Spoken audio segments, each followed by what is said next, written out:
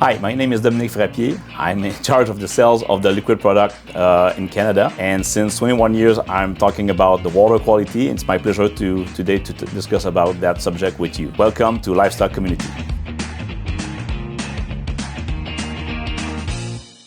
Why is access to clean water particularly vital for poultry and livestock? Animals drink 2 times more than they eat. If we don't have clean water or potable water compared to a contaminated water, that could have an impact on the daily water intake. And low water intake will have an impact direct with feed intake, and low feed intake will have also an impact on performance. Always keep in mind that animals drink 2 times and sometimes 3 times more than they eat.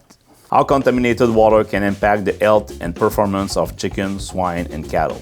A contaminated water will contain some bacteria, and these bacteria could affect the digestive system of any animals to be efficient, to well assimilate, to well use all the nutrients from the feed. That's why it's super important to supply a good water quality to animals. And on top of that, these bacteria in the water can also impact the general health.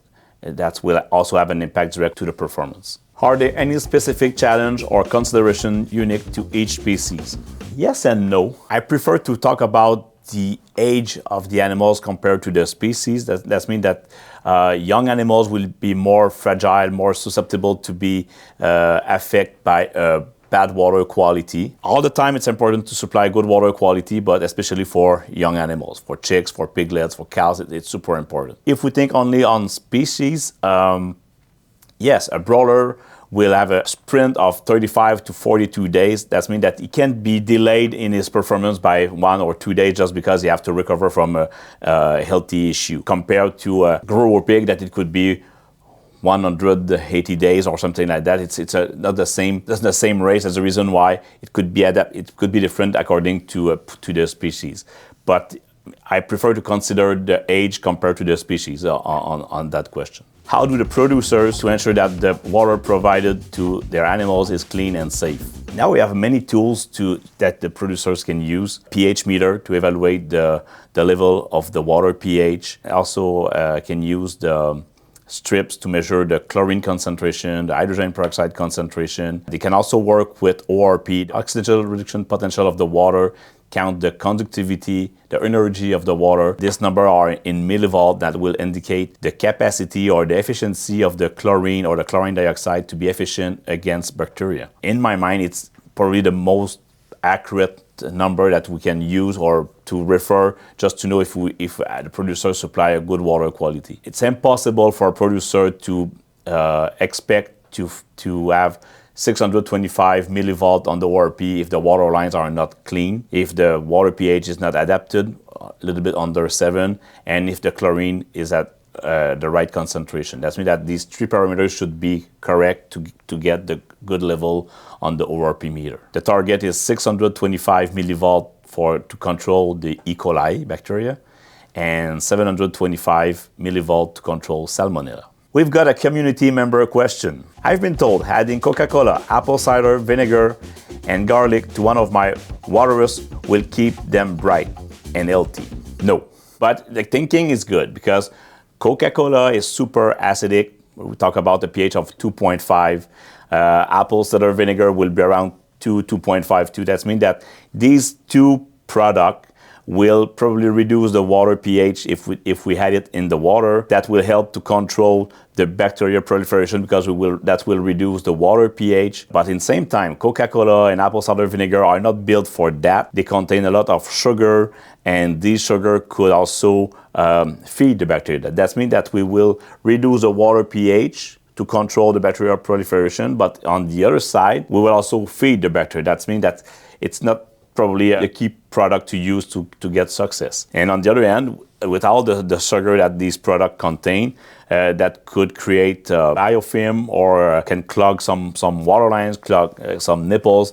I don't believe it's a great idea to use these 2 ingredients. With the garlic, my question is how we can get garlic in solution form, super soluble, super in liquid form, to make sure that it will not have suspension particle in the solution or no deposit. It's where I'm a bit confused with the garlic. It's a good idea to work with garlic because it's a good essential oil, but on the other side, it's not adapted to be added in the water, into the water lines, into the water system. What are the benefits of prioritizing clean water source in poultry and livestock farming? It's easier to work with clean water source than a contaminated water source, just because we don't have to start to disinfect at the beginning. Less job to work with clean water, with potable water, compared to not drinking water, just because it's easier for that, and less risky to have important contamination or bacteria in a dog well source of water, for example. Can you create a Stanley Cup final starting lineup? The teams are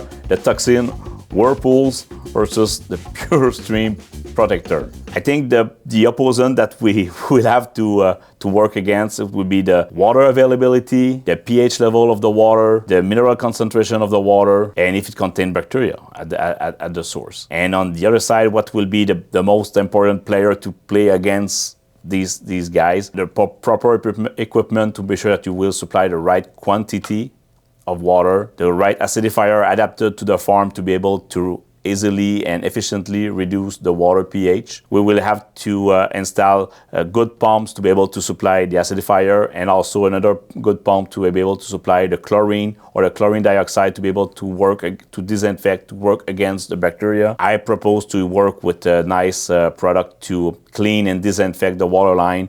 Could be hydrogen peroxide, could be soap, but well adapted to the farm to make sure that you have a clean water system and good availability of good water. Do weather condition and geographical location influence the quality of water available to poultry and livestock? Yes, any region have different water source, different water quality. If we go in west, in BC, the pH could be around 7. If we go in Alberta, Saskatchewan, Manitoba, the water pH will be around 8.5, 9. If Ontario and Quebec would be around 7.8.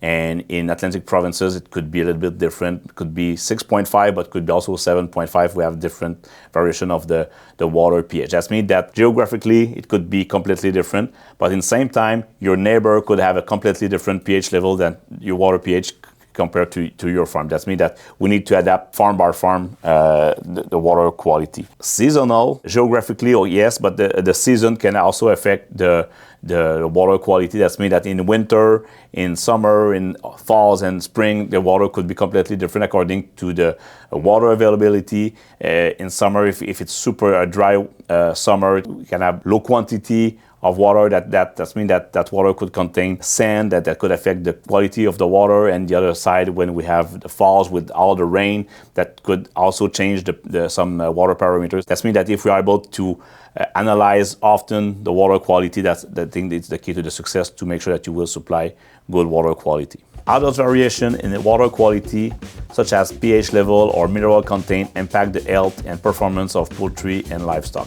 The pH and the mineral concentration could affect the taste of the water, could have a big impact on the water intake. More than that, if we have a high pH level, if we have some high level of iron, high level of magnesium, manganese, sulfate, nitrate, that could impact that could be very beneficial for the bacteria. But if we have a lot of bacteria that grow in the water line, that means that it could create a biofilm, and that will impact the water availability. That means that it's super important to have a good control on all these parameters.